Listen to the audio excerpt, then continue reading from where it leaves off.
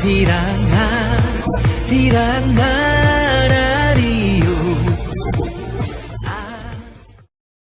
Welcome! This time, let's learn about Korean traditional games. The first game we are going to see is the 공기놀이. It is similar to playing jackstone, but we use other materials like the one in the photo. Also, it is similar until reaching level 4 in playing jackstone, but since 공기놀이 has only 5 of these, the max level they can reach is level 4.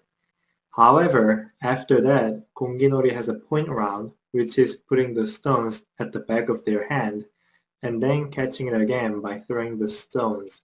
Here, let me show you how it works. So let's say this black ball is a stone. You throw it, and then you flip your hands, and then you let this black ball to land on your back of hand. And then you throw the ball again in this state, and then you flip your hand again, and then catch the ball, and this gives you a point. After the point round, they go back to level 1. Koreans usually set the goal point, and whoever reaches the point wins. The second game we're gonna look is 윷놀이, which is played mostly on holidays with family. This is the board game, but rather than using dice, we use 4 sticks. As you can see in the photo here, these little numbers are what makes your piece to move forward, but this one, this stick sequence, it makes your piece to go one step back. And these ones are the front side of the stick, and these ones are the back of the stick. One of 4 sticks has little black dot like this one here on the back, and when only this stick shows the back while other 3 sticks shows front, that makes your piece to go one step back. There are 3 to 5 pieces, and in this picture there are 4 pieces that you can use. What you have to do is spend all these pieces and make them return to the starting point by throwing these sticks. And whoever brings all their pieces to the starting point wins. Okay, then let's go to the next one. The third game is Takitaki.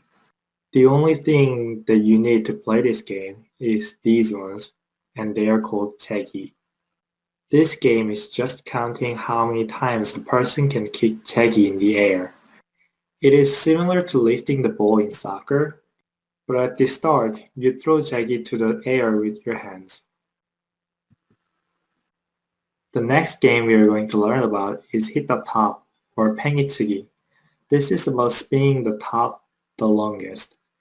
There is che, which is formed by a stick and a string at the one end. And these che are these in the photos. This che is used to start spinning the top and making the top to continue to spin.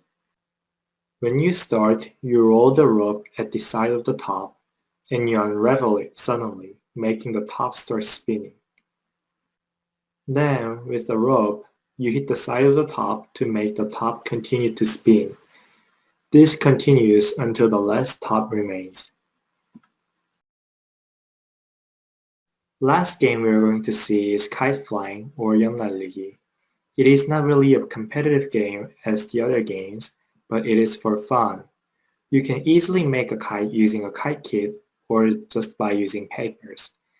This play was developed under the belief that flying the paper away will send unlucky things too. And by sending the unlucky things away, we will become lucky. I hope you enjoyed learning about Korean traditional games.